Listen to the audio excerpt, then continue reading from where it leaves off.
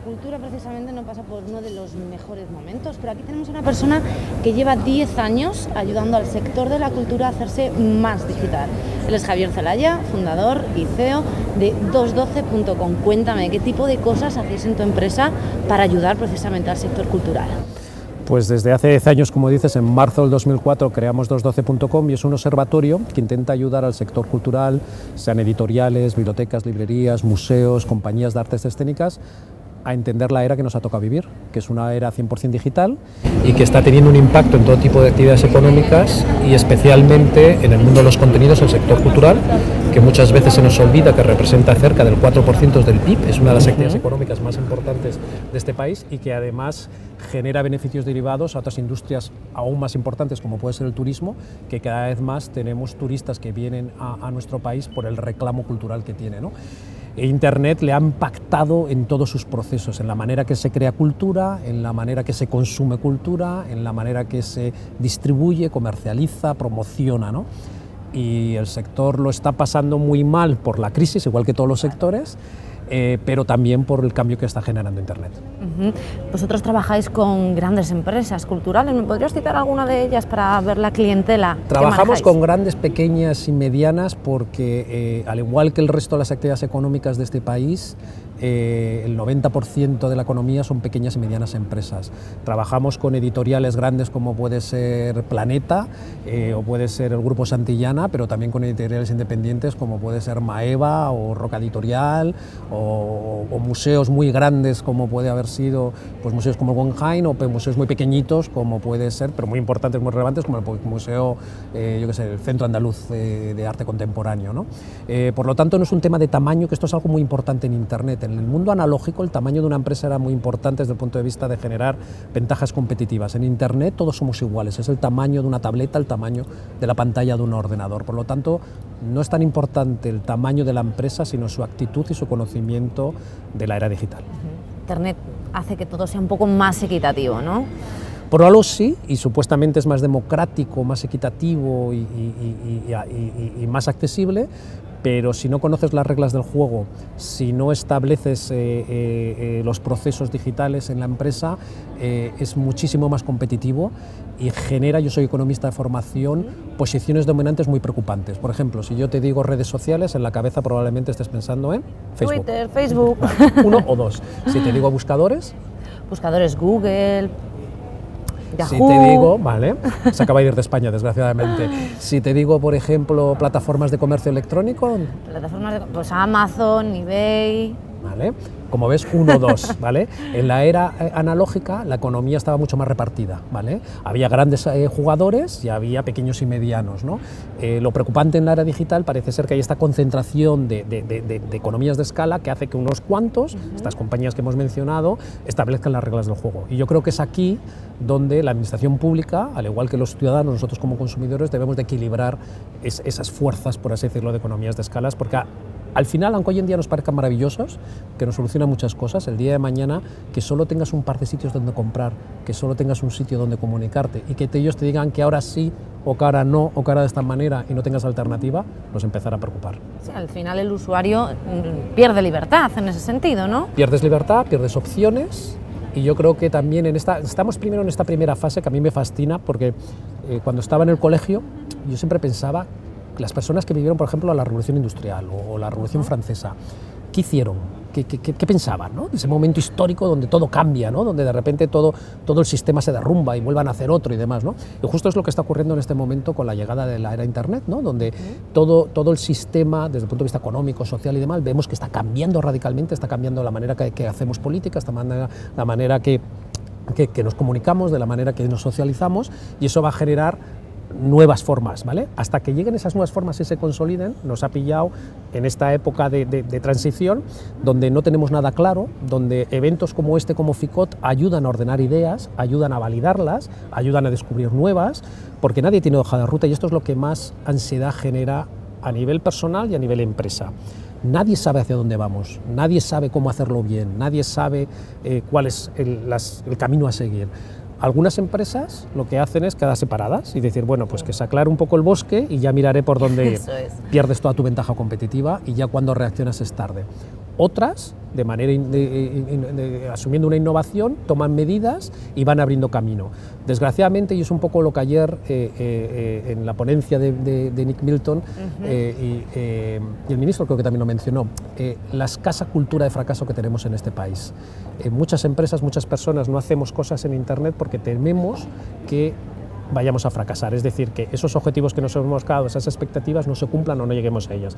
Y en este país, en el momento que eso ocurre, es decir, que cualquier empresa, cualquier persona que hace algo y ese algo no funciona o no cumple todo lo que supuestamente iba a cumplir, enseguida le señalamos y decimos, te la has dado, has fracasado, ya lo decía yo, ¿vale? Ya nos sabes tal. Chinchar y meter ahí tal. Eso es innovación, y innovación significa asumir riesgos. Innovación significa leer y aprender de los errores. Y esa cultura, desgraciadamente, la cultura que tenemos española, como personas y como empresas, no la tenemos. Mientras que en el mundo anglosajón no es que sean más listos que nosotros ni que tengan mejores maneras de hacer, sino que tienen una cultura educativa arraigada del fracaso. Es decir, que tú, la única manera de avanzar es ensayo y error. Y ese ensayo y error conlleva que muchas veces te vas a dar contra la pared y lo que tienes que decir es, oye, ¿por qué me he dado? ¿Qué cosas no he tenido en cuenta? ¿Qué cosas no han funcionado? Y analizando eso, estableciendo una nueva ruta que te lleve hasta este final. Y no pasa nada por cometer errores. Caerse para después levantarse. ¿Cómo ves tú que estás todo el día con diferentes empresas culturales y demás? ¿Son poco tecnológicas todavía? Sí, desgraciadamente todavía no han asumido la importancia y también el impacto que está teniendo en la sociedad. Yo creo que todas estas empresas e industrias culturales pensaban que la sociedad íbamos a ser más reacios como usuarios a todo lo digital, que teníamos, por así decirlo, un acercamiento o un fetichismo hacia el objeto cultural, sea libro, o sea un CD, o sea una película, o ir al cine en la gran pantalla, o ir a ver el museo de manera física, ¿no? Esta mañana, antes de venir aquí a FICOT, estaba viendo en Twitter una imagen y había una conversación muy interesante porque había unos chavales sentados en el Museo del Prado mirando sus pantallas y tenían una obra de Velázquez que la estaban ignorando, ¿no? Y en la conversación había este discurso habitual apocalíptico que decía esto es el fin, esta nueva generación no es culta y no tiene ningún interés y demás. Y yo la pregunta que he metido en ese debate es, ¿no debería el museo incorporar tecnologías para que los chavales interactúen con la obra de Velázquez? ¿No podría yo, a través de mi móvil, que lo tengo como chaval, que a lo mejor con realidad aumentada el caballo se mueva o el duque de Olivares me hable, o yo qué sé qué, algo que me haga a mí como chaval tener una curiosidad por eso? Porque en mi mundo analógico yo podría a lo mejor dialogar con una obra estática, pero en el mundo digital a ese chaval, por supuesto que no puede tocar con el dedo la obra, porque eso no lo podríamos hacer, ¿no? Pero sí puedo tocarla en mi pantalla y sí puedo hacer que la obra interactúe conmigo.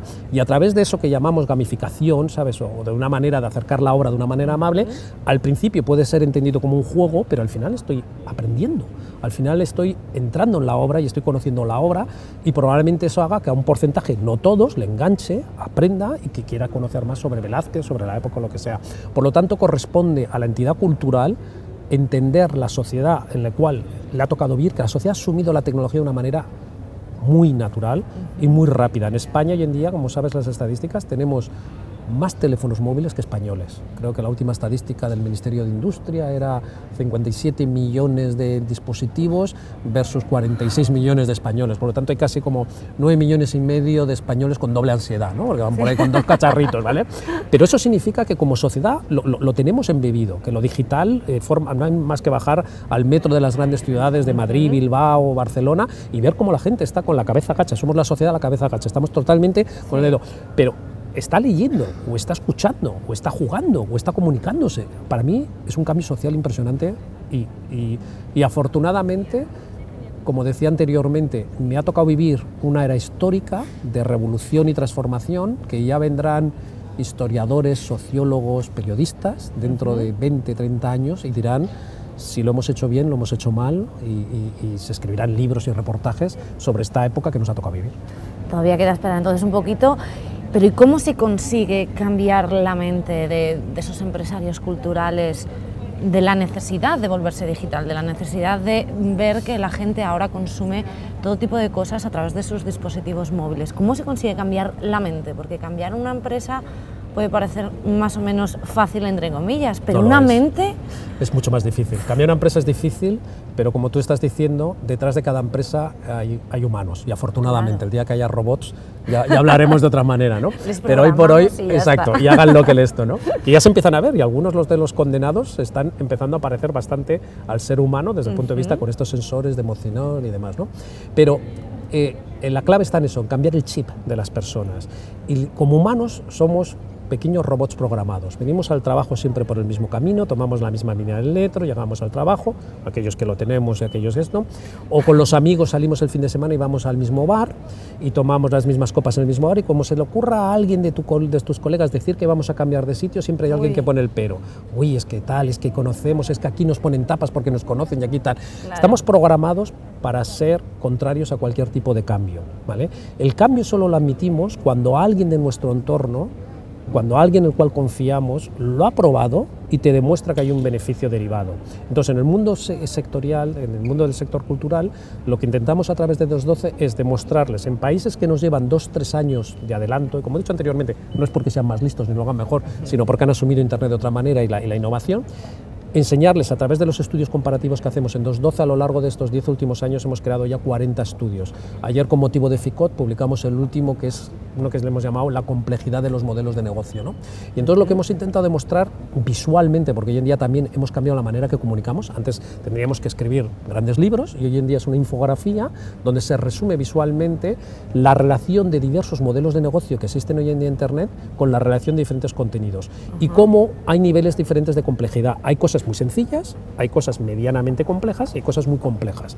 Entonces, como docente, yo siempre le digo al editor o al gestor cultural o al responsable de museos, empecemos por lo sencillo, empecemos aquello que tú digas, oye, esto tiene lógica, esto yo lo hago así y sé que no funciona, vamos a cambiarlo y vamos a incorporar a esta tecnología. Empecemos por aquello, veamos los beneficios derivados de esa incorporación y luego ya es un proceso de aprendizaje que tu propio ADN, tu propia habilidad, tu propia persona empieza a sentirse cómodo incorporando más tecnología y como yo digo, en plan broma, te pasas al lado oscuro, te pasas al lado digital y ya a partir de entonces tienes una mirada totalmente diferente a lo que está ocurriendo. Vienes a encuentros como FICOT y escuchas a personas y entiendes el lenguaje, porque hay mucha gente que viene aquí y aunque les están hablando en castellano, no entienden, están perdidos y es porque no tienen un chip digital. O lo están escuchando y están a la defensiva diciendo sí, pero en mi sector no, bueno, ese modelo de negocio sí, pero es que lo mío es diferente. Siempre tendemos normalmente desde el punto de vista de proteccionismo a cuando te están argumentando, te están contando algo, decir sí, pero es que mi sector es diferente, es que yo tengo una cadena de valores que yo tengo tal. Por supuesto, a justificar, a argumentar, a defenderte. Lo que tienes que hacer al llegar a este tipo de encuentros es dejar todos esos prejuicios, dejar el día a día en la puerta y entrar aquí un poco a que te sorprendan. A lo mejor no te sorprenden porque ya estás en esta carrera desde hace tiempo, entonces a validar conocimiento y a validar ideas. Dicen, vale, voy por buen camino, parece ser que no me estoy perdiendo nada, parece ser que estoy siguiendo a los que tengo que seguir y leyendo a los blogs o las plataformas que tengo que leer porque no me están diciendo nada o me lo están diciendo de otra manera, pero básicamente estoy donde tengo que estar, ¿no? Y eso es lo importante, pero como humanos nos costará, yo creo que una generación, asumir como empresa todo este cambio digital. Tendrán que venir esta nueva generación de chavales que desgraciadamente no encuentran trabajo, pero que los tenemos súper bien formados, a que asuman esos puestos de liderazgo, esos puestos de gestión, para hacer esos cambios que verdaderamente tenemos que acometer. Claro, porque esta nueva generación además tiene una ventaja que ya es digitalmente nativa, ¿no? Exacto. Entonces, pues nada, ya para terminar, que creo que tienes un poquito de prisa, ¿qué tal te está pareciendo FICOT? ¿Cómo lo ves? Tema de organización. Además, tú has venido otros años. ¿Cómo ha sido la evolución de este importante evento? Pues yo creo que son muy necesarios desde el punto de vista de que existen este tipo de eventos a nivel internacional en todo el mundo, ¿vale? A mí en el sector me llaman el Marco Polo del área digital porque me paso yendo desde, yo qué sé, SXSW en Estados Unidos, Le Web en Francia, que tiene lugar en París la próxima semana, eventos que hay en Italia, en Francia, en Inglaterra, en todos los lugares. Es mi trabajo, intentar estar 5 años vista para detectar tendencias, para detectar casos, como te he comentado anteriormente, que hayan funcionado, de buenas prácticas. Y por lo tanto, tener en España un evento similar, donde agregue a mentes digitales y a mentes analógicas, donde se puedan mostrar casos de buenas prácticas, últimas tendencias, donde se traigan personajes internacionales. Por el motivo de la crisis, eso sí se ha visto en el programa, que en los años anteriores había un repertorio muy amplio de ponentes internacionales. Este año nos hemos quedado con uno, pero era uno muy bueno, Nick Bilton, que yo creo que ha dado una mirada panorámica de todas las tendencias, está muy bien. Debemos hacer un mayor esfuerzo, y esto nos cuesta, como decía anteriormente, por esa cultura no al fracaso, que las mesas redondas sean verdaderamente mesas redondas y que no sean monólogos de empresas que vengan a cantar lo bien que lo están haciendo, que eso ya lo damos por hecho, que las empresas que vienen aquí porque la organización ha detectado que has hecho algo singular que debes de contar. Pero en vez de a ponerte medallas y hacer el autobombo durante un cuarto de hora, si vienes a una mesa redonda, que vengas verdaderamente a debatir, a contrastar, a intercambiar puntos de vista, ¿no? Y eso yo creo que la organización de cara a próximas ediciones debería obligar a los que vengan a que verdaderamente establezca ese debate. Y luego está muy bien el hecho, de, aunque estemos todo el día en pantallas, que haya espacios de networking, que haya lugares donde la gente pueda verse cara a cara, intercambiar cromos, tarjetas y conocer gente, o ver, como me ha pasado, gente que había perdido el rastro en los últimos 3-5 años, aunque estamos conectados por internet, por diferentes motivos, pues no lo había visto. Reencuentros emocionantes, inesperados. Exacto, sí, que viene muy bien y que avalan que la era digital no va, por así decirlo, conllevar la desaparición de los encuentros físicos, de los encuentros entre personas. Todo lo contrario, va a hacer que sean más intensos desde el punto de vista que estamos todo el día en pantallas y durante 3 días vienes a FICOT y lo que haces es verte, te ves cara a cara con aquellas personas que habitualmente sigues por internet. Pues muchísimas gracias, Javier, por habernos hablado de tu experiencia, por esa crítica constructiva que nos has dado acerca de las mesas redondas, los discursos corporativos, y nada, a seguir cambiando mentes, especialmente en el sector cultural. Muchas gracias, Javier. Muchísimas gracias. Hasta el año que viene. Hasta el año que viene.